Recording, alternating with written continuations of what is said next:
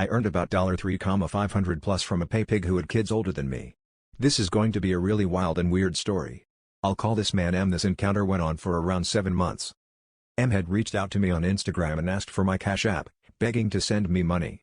Curious and with little to lose as its Cash App, I sent him my username. $50 was deposited into my account. Obviously I was shocked. At first I thought this must be some sort of laundering black money someone is trying to dispose of. He then explains what Findom is to me.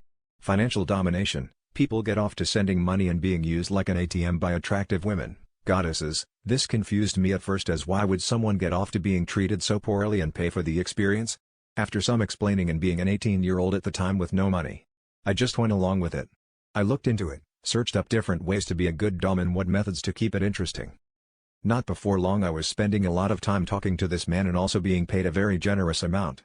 I asked what his long-term goals were so I could sort of use Findom in a positive way too. It soothed my guilt a bit. I implemented calendars to control his schedule. I created fitness plans, punished him for messing up his diet. I listened to him like a therapist. He got off to me a lot from being mean to him, and I created a rewards wheel that appealed to his gambling addiction. Was a huge poker player.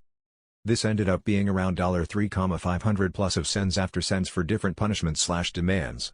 I ended up using some of the money to travel to a different continent, the US, to meet my Minecraft friend of 7 years for 2 weeks and had an amazing summer.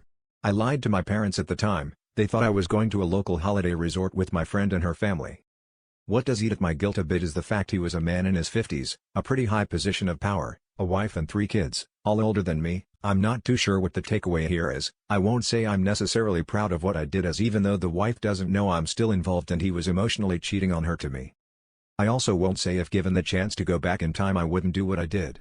$3,500 plus and minimum wage here for an 18-year-old is $8. I would have had to work 437 plus hours to earn that amount.